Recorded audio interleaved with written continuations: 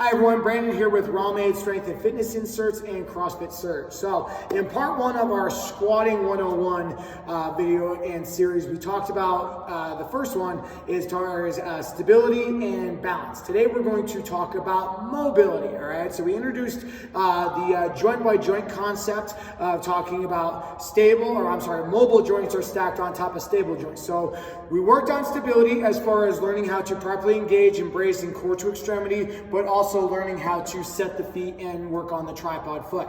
For today, you guys, we're going to start on some simple mobility assessments that you can do at home. You might need a partner for one or two of those, but it's a good way to kind of see if you have certain restrictions going on and whether or not they need to be addressed depending on your own needs. All right, so we're going to cover mobility and then also some simple assessments you can do depending on your movement pattern. All right, so I'm going to use my awesome assistant here, Miss Lauren here, as my demonstrator. Okay, so we're going to start kind of like we worked on yesterday from the ground up. All right, so we're going to start off with the ankles. All right, so what we're going to do is we're going to do the ankle wall test. All right, so what we're going to do is I'm going to take simply a tape measure. You can do this with a ruler, you can do this anywhere you want to. All right, so what I'm going to do is I'm going to essentially set it up away from the wall. All right, Lauren here is going to set herself up there. We're going to be measuring from her big toe. All right, now she's going to set herself up with her big toe close to the wall. From there, she's going to kind of just kneel down. Goal on this is where she keeps her shoulders in line with her hips. From that point, she's going to take her knee, force it towards the wall. Keep belly nice and tight. Now from there, we're just looking to make sure that her foot doesn't elevate or start to essentially kind of want to compensate and maneuver around through there. So essentially, her foot's flat on the ground, her knee is touching the wall, you can see. And that would be, we're going to measure right where that would be at. So for her, that comes out right at 5 inches, which would be a pass of the test. Now, if she did it and came back a little bit further, for example, and then all of a sudden we get the heel that's coming up on there, all of a sudden we're getting that dorsiflexion, and all of a sudden we're having some issues of that. If that is within, what we're looking for is at least around that 5-inch realm on that. So if you're under 5 inches, that would essentially be a fail of the test, and we need, you have some dorsiflexion issues with that. From that point, so make sure you test both of those. Now, if you do feel like there's some restriction, okay, as you're going through this test, so so if Lauren goes through this test and as she pushes her knee towards the wall and all of a sudden she feels a restriction or really tightness in the back of her calf, we know that her calf or potentially her Achilles might be the factor that might be inhibiting that.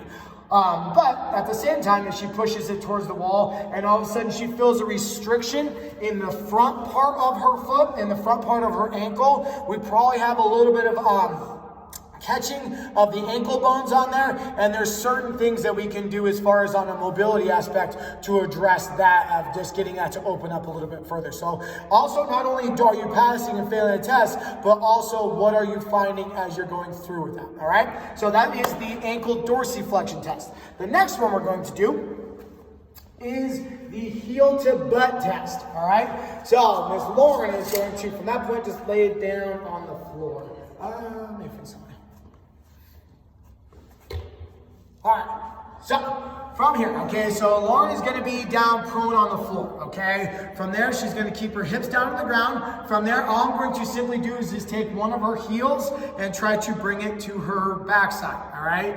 Now, from here, a pass test on this, so without me having to drive her heel to essentially to touch her butt on this, I'm going to bring it down and see where that places us, okay? So on this side, we have about an inch and a half distance between her, essentially her butt and her heel. So this would be a failed test. Now, once we get that, I'm also going to ask her, where did she feel the restriction at? Was it in her quad? Was it in kind of the top portion of her hip? Or did she feel it in her low back? Because depending on where we're feeling that, that's also going to give us an indication what may be either compensating, maybe a little bit tight, maybe some restriction as far as that goes. Same thing, I want to make sure I do both sides. So I'm going to do the same on her left side. This side goes down. So this side would essentially be a pass. All right, so this side actually does touch without me having to like arm wrestle it down on that. So that side would be, so I have a pass on her right side.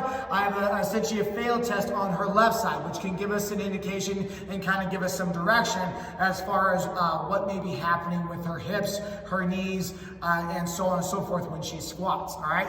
Now our last test things, we're going to stand up and we're going to do an angel wall test. All right. Now what that's going to look like. Turn over here a little bit. All right. So from here, I'm gonna get, same thing, we're gonna take measure. I'm gonna measure about 5 inches again from the wall, okay? Now from that point, Lauren's gonna set her heels up at that 5-inch mark, okay? Now, we've tested the ankles, essentially the quads and the hips. Now we're gonna test her thoracic and her shoulders, okay? So keeping her hips and her shoulders flush on the wall, she's gonna simply bring her hands up as if she was gonna like essentially bring it to angel wings, okay? Now, from this point, there we go. Goal here is to keep the shoulders, the backside, and the elbows and the wrists flush on the wall. If we can do that, that's essentially a pass test, okay? Now, if we brought it up and go ahead and just kind of hyperextend through there, and all of a sudden we had to hyperextend in order to get the shoulders and the wrists on the wall, or essentially if we were tight to the shoulders and the only thing that could get on there was essentially like her knuckles. So as you can see there, that would also be a failed test. So what we're looking for yet again is the hips, the shoulders, the wrists, and the elbows to come flush on the wall. Because what we're testing here is to see not only shoulder mobility, but also see if that thoracic spine is also causing some issues as far as mobility goes. Because whether it be the ankles, the hips, or our T-spine, the upper portion of our back, can lead us as to what may be potential problems as we go through the squat. So those are some simple just mobility assessments that you can do for yourself. We're going to move on to some actual movement assessments you can do to kind of give yourself an indication of what's going on with your squat. Thank you.